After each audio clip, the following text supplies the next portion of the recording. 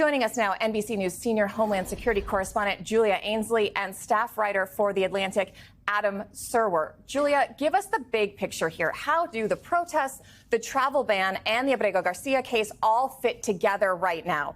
What is the through line in Trump's immigration playbook? And I guess, is there one? Well, if we learned anything from the first Trump administration, this is oftentimes when there are other headlines that dominate, similar to the way the Musk-Trump feud dominated last week.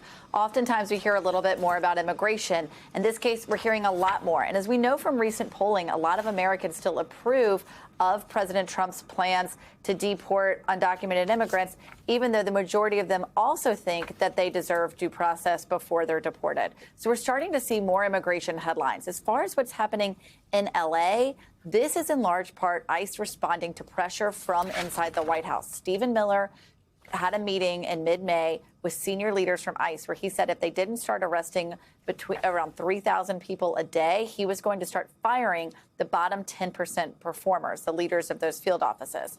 And so with that pressure, ICE is now trying to expand who they arrest, not just going after the worst of the worst as they originally campaigned, but trying to go to places like Home Depot, picking up day laborers. That's what's sparking this backlash in Los Angeles. Also, the backlash is not unwanted for the Trump administration. As we've seen Trump really try to call out things that he sees from these protesters, saying that they're spitting on law enforcement, that that's disrespectful. This is exactly the kind of conversation that we've seen play out around immigration, around law enforcement when it comes to this president. Even in the first Trump presidency, when the National Guard was called in around the time that he walked from the White House over to the church with that Bible, the time he called in the Federal Protective Service to protect buildings in Portland, Oregon during protests there. There are often ways that they can use these protests to talk about their law enforcement tactics in a way that can be beneficial to them. As far as Abrego Garcia, that actually came from an indictment from a grand jury in the middle of District of Tennessee. Those are the charges that they're bringing him back on.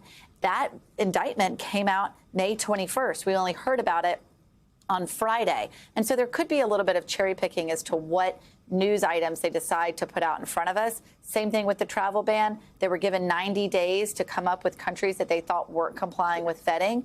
They came up with those 12, but it was far after the 90 days. That would have been April 20th. Instead, we just heard about this again last week. So a lot of kind of what they would call red meat for the base, but really ways that the Trump administration can begin these conversations about how they can be pitted against Democratic mayors and governors when it comes to issues like immigration and law enforcement in the midst of protests. And it's something we might see more, especially as ICE raids continue to ramp up. Last week, they made more arrests than any other week they've done during this presidency. And we could see more cities have backlash and protests around the country. And Adam, as Julia just made reference to, some of these policies have echoes of Trump policies from the first term. They're first term adjacent. But, you know, how does the timing of these events, what does it tell us about Trump's immigration policies and that rollout Julia was just talking about? How do they differ from his first term? Well, you could argue that thanks to decisions made by the Roberts Court that they're on firmer legal ground than in the first term. But I think it's very clear that the Trump administration is trying as hard as it can to escalate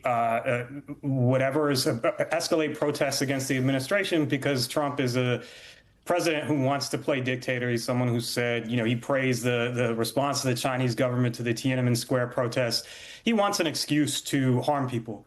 And so he will try to escalate whatever conflict with people who are protesting these heavy-handed immigration enforcement methods, which are targeting people who are not criminals, targeting people who, are part of the fabric of the communities where they live in and have done nothing wrong and are gainfully employed, possibly married to American citizens. These are people, if you want to understand why people are out there protesting, the possibility that you might not simply have to go to court and prove that you belong here, but you might get disappeared to a gulag in El Salvador. Well, that escalates things considerably. And this is pretty obviously something that the administration wants. They want an excuse to turn guns on American people who don't share their opinions on immigration. And this is how they're doing it. And with the Abrego Garcia case, Adam, the whole thing was due process, right? We had his attorney on this show, and we asked her, is there anything in the past that could be construed as criminal? And she said, that's not here or there. The issue is due process and getting his day in court. He's coming back. He seems to be getting that Where else does this case go now? Well, he's getting it, but there's a lot of other people who aren't getting it. And to be honest, I'm not sure how, on what kind of ground that case is being made. I don't know if it's on firm ground. I think it's obviously the case that the Trump administration would not just bring him back and let him go because they have too much invested, having smeared him for months now and proving that he is some sort of criminal. And he'll have his day in court. If he committed a crime, if he's guilty, he'll have his day in court. But, what the administration originally did was lawless. And it has no justification whatsoever.